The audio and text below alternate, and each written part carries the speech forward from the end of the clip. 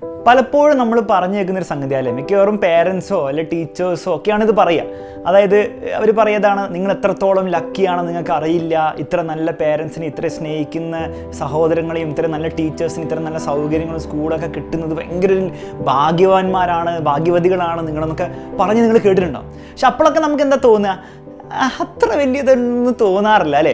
നമ്മളതിലേക്ക് എൻ്റെ അച്ഛൻ മമ്മൂട്ടിയൊന്നുമല്ലല്ലോ, പിന്നെ എന്തിനാ അത്ര വലിയ ലക്കി ആയിട്ടൊന്നും എനിക്ക് തോന്നുന്നില്ല എന്നൊക്കെ നമ്മൾ ചിന്തിച്ചിട്ടുണ്ടാവും. അപ്പോൾ എന്തുകൊണ്ട് നമ്മളങ്ങനെ ചിന്തിക്കാൻ കാരണം?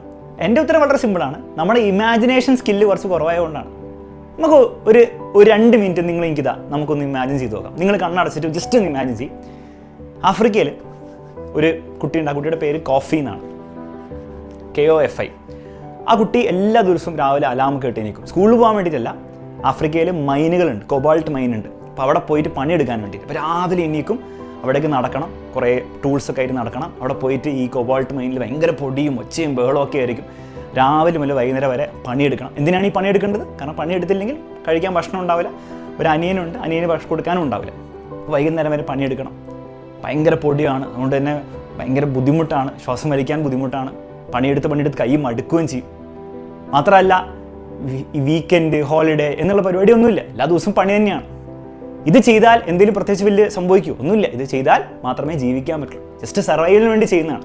ഈ കോഫീനെ പോലെ കുറേ കുട്ടികൾ ചെയ്ത് പണി കൊണ്ടാണ് നമുക്ക് ഈ ലാപ്ടോപ്പും സ്മാർട്ട് ഫോണൊക്കെ നമുക്ക് ഉപയോഗിക്കാൻ പറ്റുന്നത്. ഇനി നിങ്ങളൊന്ന് ആലോചിച്ച് നോക്ക്, നിങ്ങൾ കോഫിയാണോ? അല്ല, നിങ്ങളാണല്ലേ. അപ്പോൾ നിങ്ങൾ ആ കുട്ടിയുടെ ജീവിതം എന്തുകൊണ്ട് നിങ്ങൾക്ക് കിട്ടിയില്ല? നിങ്ങളെന്തോ വലിയ കഴിവുള്ള ആളായതുകൊണ്ടാണോ? അല്ല നിങ്ങൾ ജനിക്കുന്നതിന് മുമ്പ് നിങ്ങളെന്തോ ഭീകര കാര്യങ്ങളെന്തോ ചെയ്തോ? നിങ്ങളുടെ പേരൻസിനെ ചൂസ് ചെയ്തെടുക്കാൻ വേണ്ടി എന്തെങ്കിലും ചെയ്യാൻ പറ്റുമോ നിങ്ങൾക്ക്? ഇല്ല, നമ്മളൊന്നും ചെയ്തില്ല, നമ്മളൊന്നും അറിഞ്ഞിട്ടും കൂടിയില്ല നമ്മളെങ്ങനെ ജനിച്ചെന്നില്ലേ. അപ്പോൾ it is due to sheer luck. എന്തോ ഒരു ഭാഗ്യം കൊണ്ടാണ്, നമുക്കതിന് പ്രത്യേകിച്ച് കഴിവൊന്നും ഉണ്ടായിരുന്നില്ല. നമ്മളായി തീർന്നല്ല, നമ്മുടെ പേരൻസിന് ജനിച്ചത് നമ്മുടെ കഴിവുകൊണ്ടൊന്നല്ല, ജസ്റ്റ് ഭാഗ്യം കൊണ്ടാണ്. അതേ ഭാഗ്യം നേരെ തിരിച്ചറിയാൻ വർക്ക് ചെയ്തെങ്കിൽ നമുക്ക് ചിലപ്പോൾ ഈ കോഫിയുടെ ജീവിതം അല്ലെ അതുപോലത്തെ ഒരു കുട്ടിയായിട്ട് ഞാൻ ജനിക്കായിരുന്നു.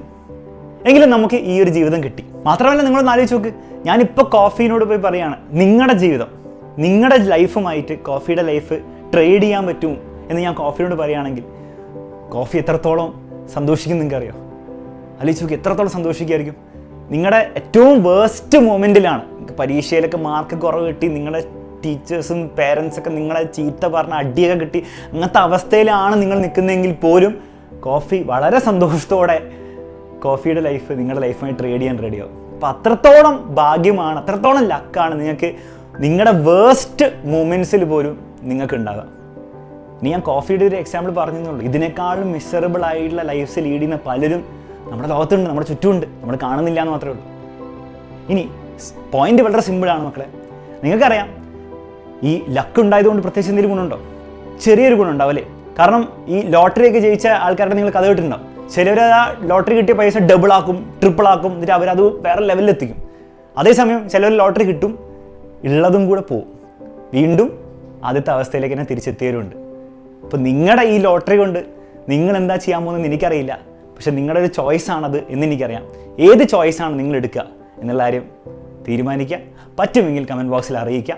അത്രമാത്രമേ പറയാനുള്ളൂ. മറ്റൊരു വീഡിയോയിൽ വീണ്ടും കാണാം. Bye bye and take care.